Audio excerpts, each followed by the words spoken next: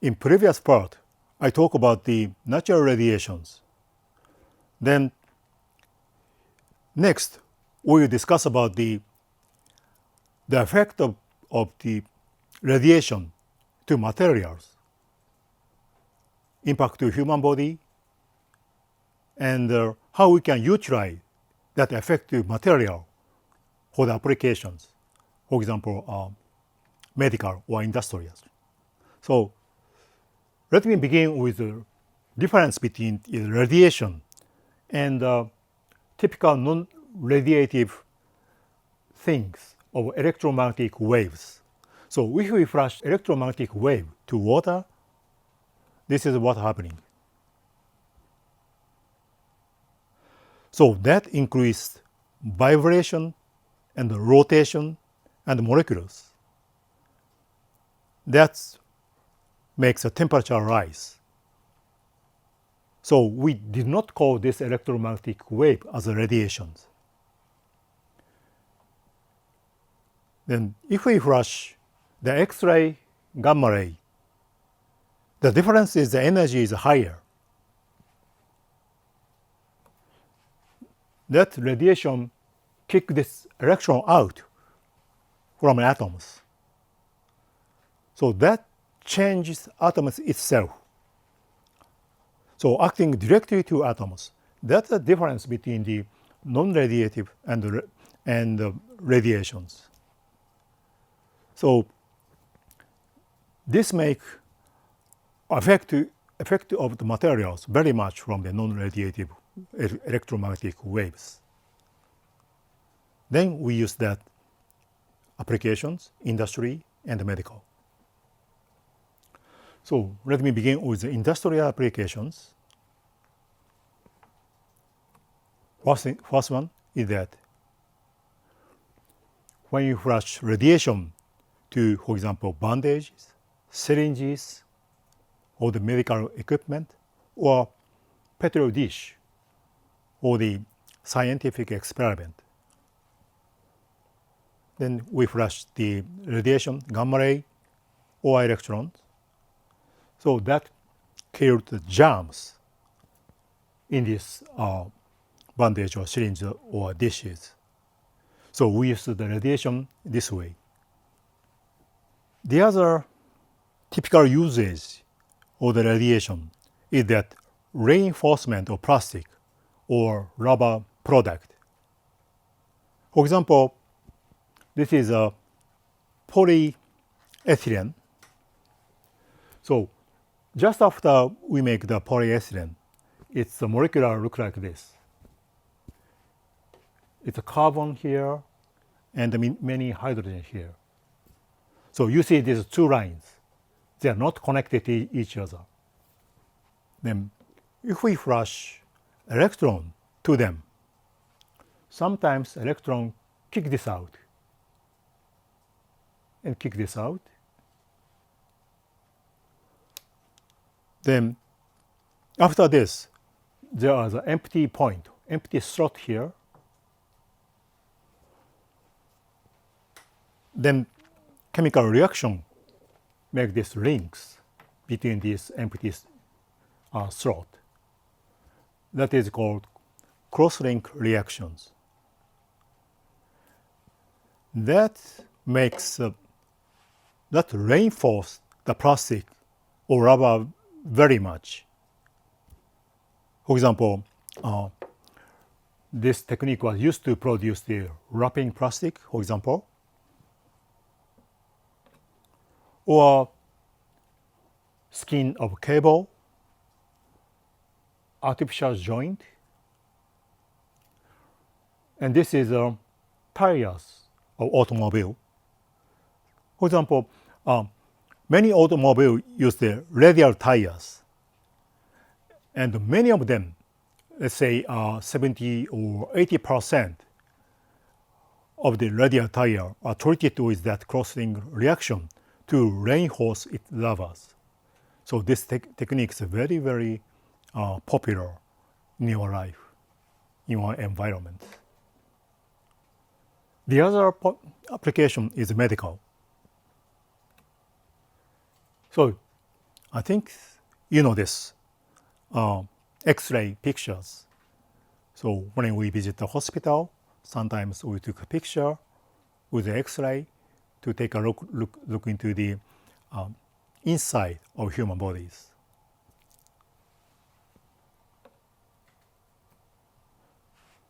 This is also using the X-ray to look into the human body, but more precise way. This is called X-ray computer tomographies. Using this technique, we can look into the more detailed three-dimensional picture inside our body. For example, this is a picture of the inner ear. It's very hard to explain this picture, but for example, this part, this small part, is the size of the 1 or 2 millimeter. That is one of the.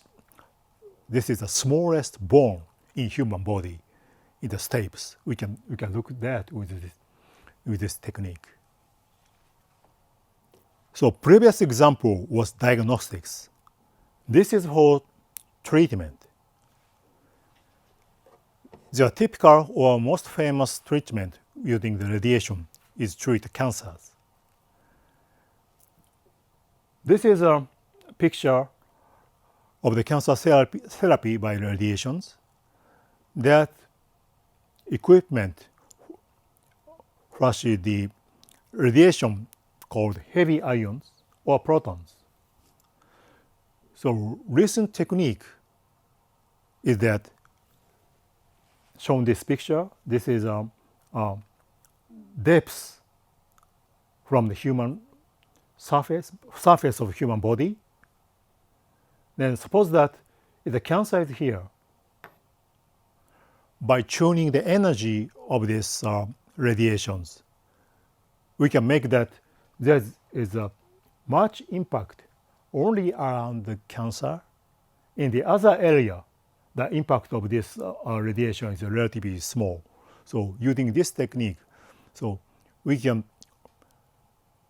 treat cancer without giving that impact to the other healthy area of the human body. That technique is very much developed recently. Okay, this is a summary of the annual dose, including the artificial radiations. Again, the orange is Japan, and the green is the world. And this food, radon, gamma, cosmic ray is the same as I showed before. Then you see the much difference of the medical radiation, exposure from the medical radiations. So Japan is much higher than the world average. This is because Japan is a medical treatment very advanced. Or in other words, many people took X-ray tomography, X-ray CT, comparing with the other people, other world peoples. That make these differences. This is dose scales. So how much exposure in the unit of dose we encounter in daily life. This is summarized by this institute, National Institute of the Radiological Sciences in Japan. The left is artificial radiations. The right scale is the natural radiations. For example, that if we take one X-ray tomography here, the exposure is about a few millisievert to the little bit over 10 millisievert. And if we make a round trip from Tokyo to New York, you typically take 0.1 millisievert because of the increase of the cosmic ray. Okay, this is a natural radiation and artificial radiation in our life. Then this picture shows the summary of effect of radiation to whole bodies. So unit is effective dose. So if we take too much effective dose to human body, that are lethal. If we take 7,000 effective dose, 7,000 millisievert, 100% people dead, and 4,000, 50% dead. So this is a very large exposures. You see that natural radiation and artificial radiation in usual life is 5.6 millisievert per year in Japan. In this scale, this is here very small part. This is a annual dose in life. So comparing these numbers, what we discuss here is very large numbers. So one point we should consider is that relatively small part, in less than 200 millisievert, there is no acute symptoms. Here, there's no acute symptoms below 200 millisievert. However, that we see that stochastic effect. There's no acute symptom, but there is a stochastic effect. In other words, less than 200 millisievert, there is an increase of chance to get cancers. So what we concern is that this area usually. So this is the effect of low-level radiations. The horizontal axis is the effective dose in a unit of millisievert, and the vertical axis, what I took is that risk to get cancers. And more than 100 millisievert, that risk of cancer increases. And we almost know this area. This data is taken from the study of the atomic bomb effect in Hiroshima and Nagasaki. But below 100 MeV, this effect, risk to get a cancer, is not known. This is because without radiations, more than 30% of Japanese people got cancers. So if we get cancer, that is due to the radiation or other factors, we are not able to see the difference. So below 100 millisievert, we do not see the difference between the radiations and the other effects. That is not conclusive. Then this dotted line, this is a kind of assumptions assumed by the ICRP, International Committee of Radiation Protection, that make these assumptions. So below 100 MeV, that still risk of cancers with this linear relations. That is called linear non-threshold models, LNT models. So that assumptions used to design the radiation protections. So this is a kind of the rules used in the worldwide to design the radiation protections. So this is a guideline of radiation protection. So that is called as low as reasonably achievable, ALARA. What that means? Suppose that we have the radiation exposures where that effective radiation does not have to be considered usually.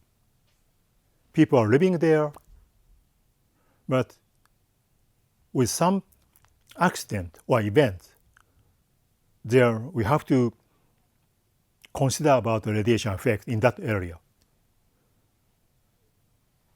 In that case, we have to consider the life over there,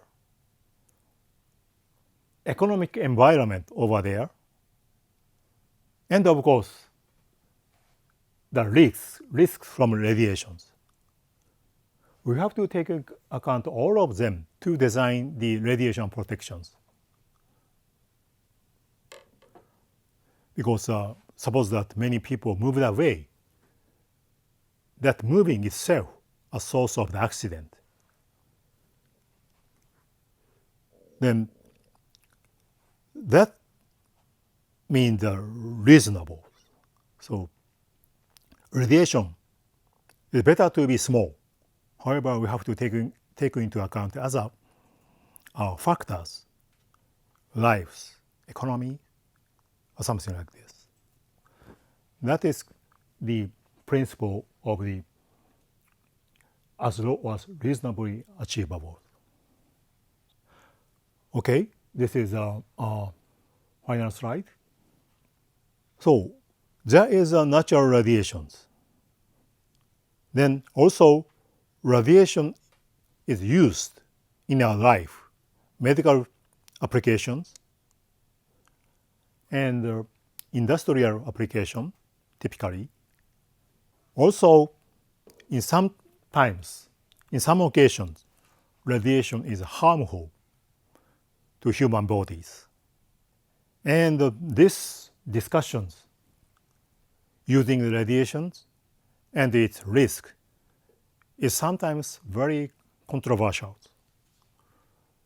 Discussion is still going on in many places. So that's not easy to consider. However, that I want that to consider the radiation environment and radiation issues.